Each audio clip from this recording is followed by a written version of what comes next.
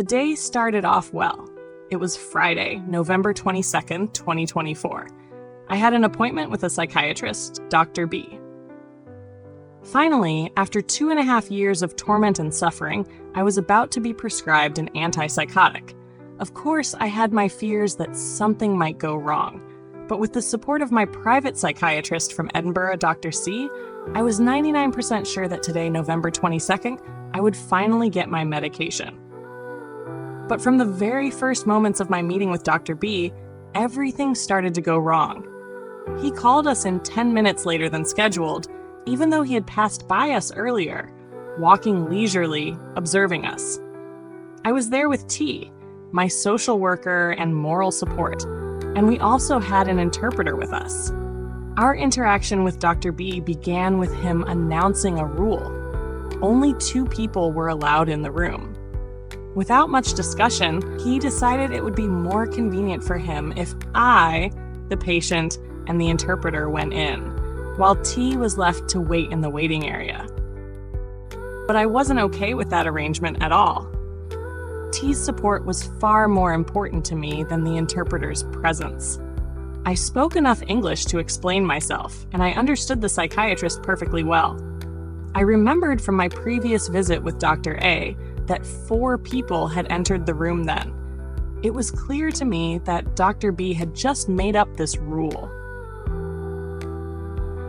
I immediately stated that I preferred T's presence over the interpreter.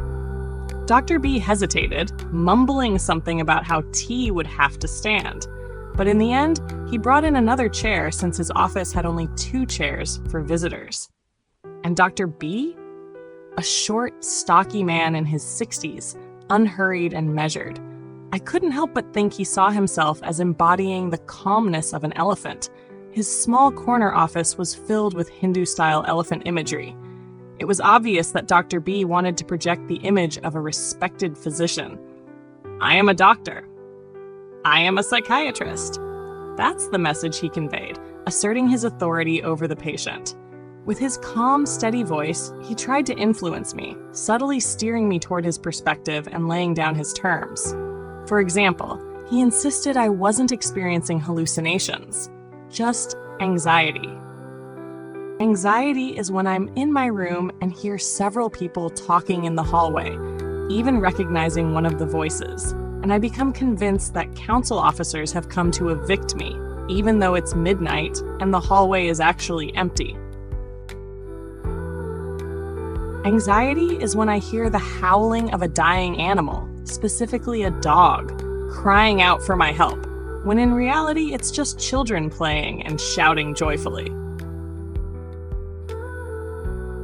After a few more examples, Dr. B concludes that I have paranoia and suggests recommending olanzapine.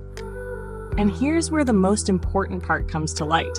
Dr. B cannot, or perhaps simply doesn't want to, prescribe me an antipsychotic. He can only recommend olanzapine to my psychiatrist, who happens to be Dr. A. This means I'll have to wait another 2 to 3 months until my next appointment with Dr. A. Only then will he decide whether to prescribe the antipsychotic recommended by Dr. B. To make matters worse, it turns out that Dr. B never received the clinic letter from my private psychiatrist, Dr. C, and has no idea that aripiprazole had already been recommended to me. So I asked what seemed like a reasonable question. If he was planning to recommend olanzapine, why not recommend aripiprazole instead? I never got an answer. In the end, I stood up and walked out. To sum up this difficult day, Friday, November 22nd, 2024, I didn't get the antipsychotic. By evening, I was in a state of psychosis. It felt like I was completely losing my mind, upset, angry, exhausted beyond words.